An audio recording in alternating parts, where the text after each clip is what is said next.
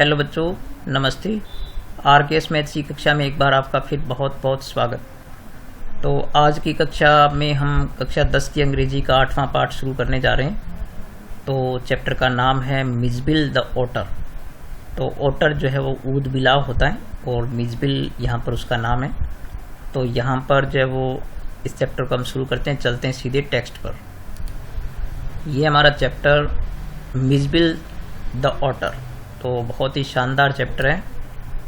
और किस प्रकार से हम पालतू जानवरों को जब हम पालते हैं तो हमें क्या ध्यान रखना चाहिए, उसके बारे में क्या क्या हमें ज्ञान होना चाहिए पहले से। तो बहुत ही शानदार चैप्टर है, गेविन मैक्सवेल का लिखा हुआ। तो हम चैप्टर पढ़ें उससे पहले हमें कुछ बातें जो वो यहाँ पढ़ते हैं इनको। Before you read, Gavin Maxwell lives in a cottage in Camusfearna. तो गेविन मैक्सवेल जो है वो कैमिसफेरेना जो in West Highlands in Scotland या स्कॉटलैंड में वेस्ट हाईलैंड्स में रहते हैं। कैमिसफेरेना जगह पर रहते हैं वो, वहाँ पर झोपड़ी में रहते हैं। When is dog Johnny diet, जब उनका कुत्ता जॉनी जो है वो मर जाता है। Maxwell is too sad to think of keeping a dog again.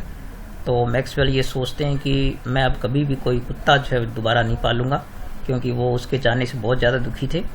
But life without a pet was lonely, लेकिन उनका जो है जीवन बिल्कुल सूना सा हो गया बिना एक पेट के, बिना किसी पालतू जानवर के।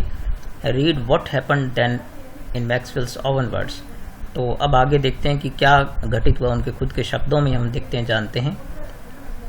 तो यहाँ पर जो हम कुछ चीज़ें, बहुत रुचि की चीज़ें, हालांकि ये टेक्स्ट में शामिल नहीं है लेकिन इनको पढ़ते हैं अपने। डू यू हैव ए पेट, क्या आपके पास कोई पालतू जानवर है? पेट यानी कोई पालतू जानवर है। इफ़ यू डू, और यदि आप रखते हो, you perhaps know that A pet is a serious responsibility, कि यदि आपके पास कोई पालतू जानवर है तो आप जानते हैं कि इसके बारे में आपकी जिम्मेदारियाँ बहुत गंभीर होती है। Read in the box below what the SPCA, the society for the prevention of क्रूरलिटी of animals. तो ये SPCA जो एक ऐसी सोसाइटी, एक संगठन है जो कि जानवरों के बारे में, उनके ऊपर क्रूरता रोकने के लिए एक संघ बनाया गया है। Has to say about how to care a pet for a pet, की किस प्रकार से आप जो एक पेट यानी कि एक पालतू जानवर की जो वो रक्षा करें, उसकी देखभाल करें, ये सब बातें यहाँ पर बताई गई है। तो owning a pet is a life time commitment up to 10 years और more if you own a dog और कैट। तो यदि आप एक कुत्ता पालते हैं या एक बिल्ली पालते हैं तो ये माना जाता है कि लगभग इनकी उम्र जो है वो 10 साल या इससे ज़्यादा होती है। तो आपको एक जीवन भर के लिए एक बहुत ही कमिटमेंट है, यानी आपका एक जो संकल्प चाहिए, इसके लिए आपका एक निश्चय चाहिए। इन्वॉल्विंग कंसिडरेबल रिस्पॉन्सिबिलिटी, और इसमें कुछ बड़ी बड़ी, कंसिडरेबल का मतलब बड़ी, और रिस्पॉन्सिबिलिटी जिम्मेदारियाँ बनती है आपकी। The decision to acquire one, यदि आप एक कोई भी पेट एक्वायर करना चाहते हैं, अगर आप लेना चाहते हैं तो एक निर्णय ले लेते हैं, यदि आप therefore should be made by the whole family. तो ये आपका निर्णय जब आपका अकेले का नहीं होना चाहिए, आपके पूरे परिवार का होना चाहिए। क्योंकि जब भी आप कोई पेट रखेंगे तो उसकी केयर में या जो उसके आपके परिवार के साथ रहने के सभी पर कुछ न कुछ असर पड़ते हैं, या सभी की केयर जो है या सभी का उसमें निर्णय में शामिल होना बहुत ज़रूरी है। क्योंकि घर में कोई सदस्य उसको लाइक करें या नहीं करें, तो ये सब चीज़ें, इसलिए पूरे परिवार की सहमति इसमें ज़रूरी बनती है। Without full agreement by everyone, यानी बिना किसी की पूर्ण सहमति के, the pet could end up unwanted. तो ऐसा हो सकता है कि यदि आप कोई बिना पूछे घर में, बिना सहमति के यदि कोई पेट यानी कि पालतू जानवर ले आते हैं, तो इसमें क्या हो सकता है, वो उनके लिए अनवांटेड हो सकता है, उनके लिए जो है वो बिल्कुल ही अनचाहा हो सकता है। Puppies and kittens are so adorable. तो पपीज यानी जो कुत्ते के पिल्ले होते हैं, या जो किटन्स होते हैं, जो बिल्ली के बच्चे होते हैं, आर सो अडोरेबल, वो बहुत ही प्यारे होते हैं। It is easy to understand why adults and children alike would be attracted to them. और ये बहुत आसान है कि किस प्रकार से एडल्ट्स हो चाहे चिल्ड्रन हो, सभी समान रूप से उनके प्रति बड़े आकर्षित रहते हैं। Unfortunately their cute looks are often a disadvantage. लेकिन कई बार क्या होता है, दुर्भाग्य से उनके अच्छे दिखने वाला लुक जो या बहुत प्यारे वो दिखते हैं, लेकिन फिर भी कई बार उनके कुछ हानियाँ भी हो सकती है, आपको डिसएडवांटेज हो सकते हैं। Because people purchase them without consideration, क्योंकि बिना लोग जो है उनको बिना किसी कंसिडरेशन यानी सोच समझ के, या उनके लिए क्या पहले आपको समझ आपके अंदर होनी चाहिए, उसके बिना ही खरीद लेते हैं।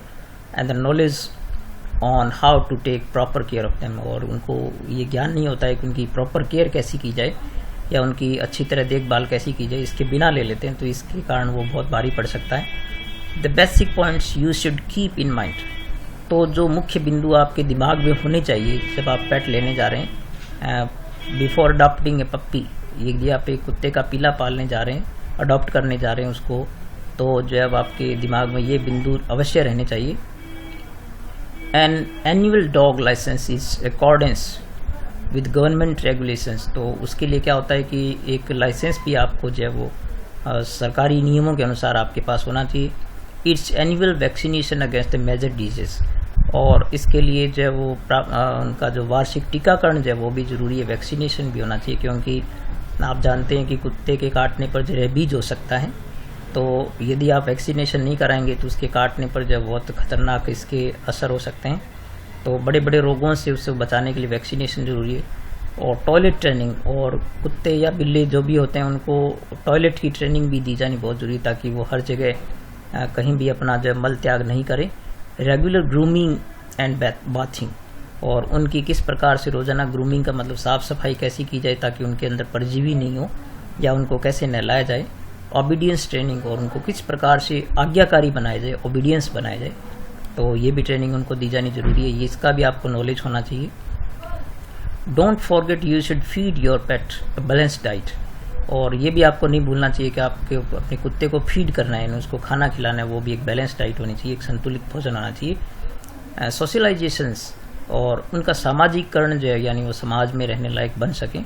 Many dogs are kept confined in cages और tied up to stop them from the digging और द गार्डन और from the chewing on shoes, this is wrong. तो यहाँ पर ये कहा गया कि जिस प्रकार सोशलाइजेशन में क्या है, कई बार कुत्तों को लोग क्या करते हैं कि कन्फाइंड करके रखते हैं, उनको बांध करके रखते हैं, उनको एक प्रकार से पिंजरे में बंद रखते हैं, केजेस में रखते हैं, और या फिर उनको जंजीर वगैरह से बांध देते हैं, जिससे कि वो अपने आपके बगीचे को खराब नहीं करें, डर्टी नहीं करें, और या फिर आपके जूतों को जो चबाएं नहीं वो, तो ये गलत है, ऐसा नहीं करना चाहिए उनको। उससे पहले उनको जो है वो प्रशिक्षण दिया जाना चाहिए ताकि ऐसा वो नहीं करें। इट्स वेरी इंपॉर्टेंट, उनकी सोशलाइजेशन जो है, उनका सामाजिकरण जो है वो बहुत ज़रूरी है। अ daily dose of exercise and affection and play, और उनके साथ रोजाना जो आपको एक प्रकार से एक्सरसाइज करना होगा, उनको आपको समय देना होगा, हर प्रकार से प्रशिक्षित करना होगा, उनको अफेक्शन यानी एक स्नेह देना होगा, और प्ले उसके साथ खेलना भी होगा। Reading up on the subject before hand in another important requirement, और इसके बारे में बहुत कुछ पढ़ लेना पहले बहुत ज़रूरी है, ये मतलब ये कि बहुत ज़रूरी आवश्यकता है, रिक्वायरमेंट है ये। Will guide you towards being responsible pet owner, और इससे आपको एक जिम्मेदारी का एहसास होगा कि इस प्रकार से आप एक पेट के ओनर बनने जा रहे हैं या एक पालतू जानवर के मालिक बनने जा रहे हैं, तो इससे आपको अच्छा निर्देशन मिलेगा। सिलेक्टेड पेट शॉप्स, और जो काफ़ी सारी दुकानें जहाँ पर ऐसे शॉप जो पेट मिलते हैं, major book stores provide books, और काफ़ी किताबों की जो दुकानें होती हैं वहाँ पर भी इसके बारे में अच्छी किताबें मिलती है कि इसकी उनकी केयर कैसे हो, और वेरियस ब्रीड्स और पेट्स यानी भिन्न भिन्न प्रकार की प्रजातियों के जानवर या पालतू जो है उनको कैसे केयर की जाए, उनके बारे में आपको जानकारी भी मिल सकती है उन किताबों से। तो ये जानने के बाद हम यहाँ पर देखते हैं आगे। ओटर्स आर फाउंड इन, तो इस चैप्टर में हम चूंकि ओटर यानी ऊद बिलाव के बारे में पढ़ेंगे, तो यहाँ पर ये बताया गया कि otters are found in large numbers in the marshes. तो मार्सेज होते हैं जो दलदली इलाका होता है जहाँ पर छिछला पानी होता है, तो वहाँ पर जो बहुत बड़ी संख्या में ओटर जो है वो ऊद बिलाव मिलते हैं। वेट एरियाज नियर लेक्स, या तो जो झीलों के नज़दीक जो गीला इलाका होता है, या रिवर्स नदियाँ या समुद्र तट होते हैं वहाँ पर नियर बसरा। तो बसरा जो चूँकि इराक में है, तो वहाँ पर ऐसे काफ़ी बड़े, ईरान में सॉरी, तो वहाँ पर ऐसे बड़े बड़े जो है वो टाउन इन इराक, तो इराक में ही बसरा स्थित है, तो वहाँ पर के दलदली इलाकों में बहुत सारे पाए जाते हैं। Imagine you wanted to bring an otter from Iraq to London, तो मान लीजिए आप एक इराक से एक जो है वो ओटर जो है वो लंदन लाना चाहते हैं एज ए पेट, एक पालतू जानवर के। What special arrangements would you need to make for your pet otter, तो तुम्हें किस प्रकार की व्यवस्थाएं करनी होगी, अरेंजमेंट्स करनी होगी उसको आप अपने पेट के लिए, वाटर के लिए। And you would need to find a place with lots of water, तो तुम्हें पहले सबसे पहले आवश्यकता है कि एक ऐसा आपके पास घर में स्थान हो जहाँ पर बहुत सारा पानी हो, फॉर एग्जाम्पल उदाहरण के लिए ये चीज़ आपको ज़रूरी है। And what other points should you think about, और दूसरे क्या जो आप महत्वपूर्ण बिंदु हो सकते हैं। And the information about Iraq and London given below may help you, और ये चीज़ें भी आपको हेल्प कर सकती है। इराक और लंदन के बारे में यहाँ पर जानकारी दी गई है। तो थोड़ा इराक के बारे में जानते हैं हम यहाँ पर। Iraq has mostly broad plains, तो इराक में वैसे तो बहुत सारे जो है वो समतली इलाका है। Marshes along the Iranian border in south, तो दक्षिण में ईरान की जो बॉर्डर लगती है वहाँ पर बड़े बड़े दलदल हैं। मार्शेज है, मार्शेज यानी दलदली इलाका है वहाँ पर, विद लार्ज फ्लडेड एरिया, और वहाँ पर जो काफ़ी सारे जो फ्लडेड यानी बाढ़ युक्त स्थान है, क्षेत्र है। A large part of Iraq's land area is desert, और क्योंकि इराक का बहुत सारा जो इलाका है बहुत बड़ा वो डेजर्ट है, एक मरुस्थल है। So it has cool winters, इसलिए वहाँ पर सर्दियाँ बहुत ठंडी होती है, एंड ड्राई और बिल्कुल सूखी होती है। हॉट एंड क्लाउडलेस समर्स, और वहाँ पर गर्मियाँ जो है बिल्कुल गर्म और बिल्कुल बादलों से रहित होती है, बिल्कुल बादल नहीं होते। The mountain areas near Iran, और ईरान के नज़दीक जो पहाड़ी इलाका है, पहाड़ी क्षेत्र है। And Turkey have cold winters, तो टर्की या तुर्कमेनिस्तान जो है वहाँ पर जो है वो तुर्की में, तो वहाँ पर सर्दियाँ काफ़ी ठंडी होती है। And there is heavy snowfall there, और वहाँ पर काफ़ी स्नोफॉल होता है यानी बर्फ़बारी होती है। And when the snow melts in spring, और जो वो बर्फ़ जो वो जब स्प्रिंग यानी जब बसंत की ऋतु में जब पिघलती है, वो मेल्ट करती है, जब पिघलती है, it causes floods in central and southern Iraq, और इसके कारण जब मध्य और जो दक्षिण इराक है वहाँ पर एक बाढ़ की स्थिति हो जाती है। तो ये इराक के बारे में यहाँ पर बताया गया। अब लंदन के बारे में पढ़ते हैं, जो कि इंग्लैंड की राजधानी है। London has a large population, तो लंदन की जनसंख्या बहुत ज़्यादा है। And is a very busy city, और बड़ा व्यस्त शहर है ये। In addition to multi storey buildings, और वहाँ पर चूँकि बहुत सारी मंजिलों के बहुमंजिले जो भवन है वहाँ पर, इसके साथ साथ हावर फिर भी it has many open spaces, फिर भी वहाँ पर काफ़ी सारे खुले स्थान हैं, और पार्क्स यानी बहुत सारे पार्क भी बने हुए हैं। इट हैज़ टेम्परेट क्लाइमेट, और वहाँ का जो क्लाइमेट है, जलवायु वहाँ की वो बहुत ही टेम्परेट है, मतलब वहाँ की जो न तो वहाँ पर ज़्यादा सर्दी होती है, मतलब जो है वो बहुत ही सामान्य वहाँ का जो क्लाइमेट है वो। It is neither very hot, न तो बहुत ज़्यादा गर्म होता है, नॉर वेरी कोल्ड, और न बहुत ज़्यादा ठंड होती है वहाँ पर। With regular but generally light rainfall और snow throughout the year, तो लगभग पूरे साल में वहाँ पर जो है वो सामान्यतः बरसात होती रहती है, और या फिर जो है वो कभी कभार थोड़ी बहुत स्नोफॉल भी होती है। And the warmest month is July, और जो लंदन में सबसे गर्म महीना जो होता है वो जुलाई का होता है। And the coolest month is जनवरी, और जनवरी जो सबसे ठंडी होती है। फरवरी इज द ड्राइस्ट मंथ, और फरवरी का महीना जो सबसे सूखा होता है वहाँ पर, जब कोई बरसात नहीं होती। Snow is not very common in London, और वहाँ पर बर्फ़बारी जो है वो सामान्य बात नहीं है लंदन में, यानी बहुत कम होती है। तो ये पढ़ने के बाद अब हम इसके पहले पार्ट पर आ गए टेक्स्ट के। तो ओटर वाला जो चैप्टर हमारा, यहाँ पर हम इसको शुरू करते हैं। Early in the year of 1956, तो ये बात है 1956 के साल के शुरू की। I travel to southern Iraq, तो यहाँ पर लेखक ने खुद को संबोधित करते हुए बात कही है कि लेखक कहते हैं कि मैं जो है वो दक्षिण इराक की यात्रा पर गया, ट्रेवल किया वहाँ पर।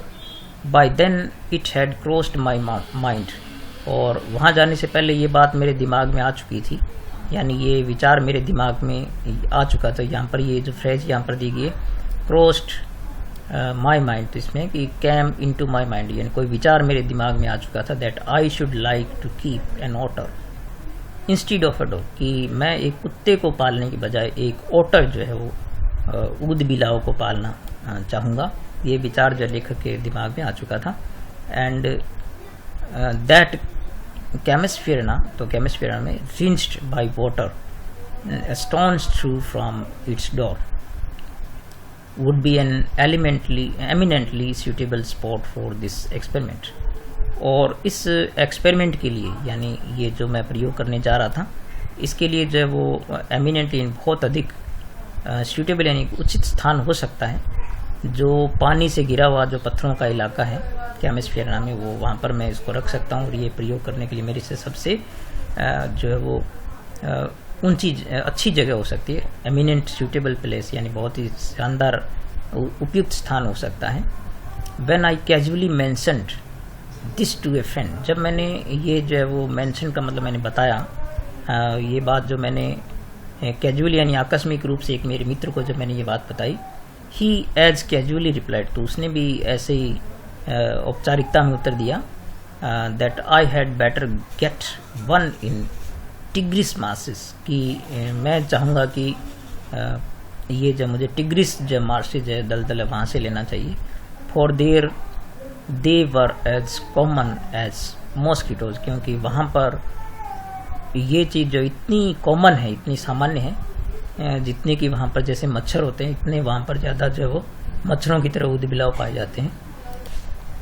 And were often tamed by the Arabs, और जो अरब के लोग हैं, अरबी लोग हैं, वो वहाँ से जो है वो ऊद बिलाओं को ले जा करके टेम करते हैं, उनको पालते हैं। टेम करना मतलब होता है पालतू बनाना, तो उनको पालतू भी बनाते हैं। And we were going to Basra to the consulate general to collect, तो हम वहाँ से क्या कर रहे थे, बसरा जा रहे थे और कंसुलेट जनरल के पास जो है वो to collect and answer our mail from Europe, तो यूरोप से जो हमारे पास जो मेल आया था उसका उत्तर जानने के लिए और उस मेल को प्राप्त करने के लिए हम जा रहे थे। एट यानी कोई डाक आई उनकी या मेल आया होगा। At the consulate general we found, और कॉन्सुलेट जनरल में जा करके हमने वहाँ पर जो है वो ये पाया, that my friend's mail had arrived, कि मेरे मित्र का मेल यानी डाक तो आ चुकी है, but that mine had not, लेकिन वो जो मेरे लिए नहीं है। तो ये मेल उनको जो मिला वो उसके लिए नहीं था, लेखक के लिए। आई केबल्ड टू इंग्लैंड, तो फिर मैंने जो है वो यहाँ पर केबल्ड का मतलब होता है कि चूँकि पहले जब फ़ोन वगैरह नहीं होते थे तो sent a message bye Telegram, तो जो पहले टेलीग्राम किए जाते थे तो उसके द्वारा मैसेज किया इंग्लैंड में। And when there 3 days later, और फिर 3 दिन बाद नथिंग हैड हैपेंड, कुछ भी नहीं हुआ, यानी मुझे कोई जवाब नहीं मिला इसका। आई ट्राई टू टेलीफोन, तो मैंने टेलीफोन की कोशिश भी की, क्योंकि उसमें मोबाइल नहीं होते थे, टेलीफोन ही होते थे। The call had to be booked 24 hours in advance, और चूँकि टेलीफोन लाइनें बहुत कम होती थी और बहुत बिजी रहती थी, तो लगभग 24 घंटे पहले आपको जो है वो कोई कॉल बुक करानी पड़ती थी कि आप इतने बजे जो है वो कॉल कर पाएंगे, तभी कॉल आपकी कनेक्ट की जाती, तो बुक करना पड़ता था पहले फ़ोन पर जो है वो कॉल को, तो 24 घंटे पहले बुक कराना होता था। On the first day the line was out of order, और पहले दिन तो क्या हुआ कि जो लाइन है वो मिले नहीं, आउट ऑफ ऑर्डर थी, मतलब हमें जो है वो हमारा फ़ोन कनेक्ट नहीं हुआ। And on the second the exchange was closed for a religious holiday, और अगले दिन जो है वो क्या हुआ, किसी भी धार्मिक यहाँ पर जो है वो हॉलीडे छुट्टी होने के कारण जो है वो एक्सचेंज का मतलब है जहाँ से कॉल करना था या जो टेलीफोन करना था, टेलीफोन एक्सचेंज, वो जो बंद था, छुट्टी थी वहाँ पर। On the third day there was another breakdown, और तीसरे दिन भी वहाँ पर एक जो बंद था किसी प्रकार से, यानी तब भी एक्सचेंज खुला नहीं था। माई फ्रेंड लेफ्ट, तो मेरा मित्र तो चला गया। And I arranged to meet him in a week's time, तो मैंने व्यवस्था की कि वो 1 सप्ताह में मेरे को मिले। 5 days लेटर, 5 दिन बाद क्या हुआ, माई मेल अराइव्ड, मेरा मेल जो है मेरे पास एक मेरा जो डाक था वो आया। And I carried it to my bedroom to read, और मैं इसको अपनी डाक को लेकर के अपने बेडरूम में गया, शयन कक्ष में गया कि जहाँ मैं इसको पढ़ सकूँ। And there squatting on the floor, और वहाँ पर जो है वो स्क्वेटिंग का मतलब होता है पालथी मार करके बैठना, तो वहाँ पर बैठ गया। एंड वर 2 अरब्स, वहाँ पर जो and there squatting on floors were 2 Arabs, वहाँ पर 2 अरब के लोग थे साथ में। बिसाइड देम ले ए शेक, और शेक का मतलब होता है बोरी या कोई थैला, तो वहाँ पर एक उनके पास एक थैला भी था। दैट स्क्रिम्ड, तो स्क्रिम्ड का मतलब होता है कि उसमें बार बार जो कोई हिलने डुलने की हरकत हो रही थी, कुछ चीज़ जो उलट पलट रही थी। From time to time, SMS में पर उसमें कोई चीज़ हिल रही थी, उनके पास जो बोरा रखा था या थैला रखा था उसके अंदर। And they handed me A note from my friend, और उन्होंने मुझे एक जो है वो डाक दी, उन्होंने मतलब एक नोट लिखा हुआ, कोई पत्र लिखा हुआ दिया मेरे मित्र से जो आया था। ही इज़ योर ऑटर, की ये लो तुम्हारा ऑटर। तो उस डाक के साथ साथ थैले में जो है वो उस मित्र ने जो है वो ये ऑटर भी भेजा था साथ में, जो उस थैले में बंद था। तो यहाँ पर थोड़ा सा स्कोर पढ़ते हैं। दूसरे पार्ट को। एक पार्ट हमारा पूरा हो गया इसका। With the opening of that sack began a phase of my life. तो इस बोरे को या इस थैले को खोलने के साथ ही मेरे जीवन का एक जो है वो दूसरा हिस्सा शुरू हो गया। And that has not yet ended, जो कि अभी समाप्त नहीं हुआ था।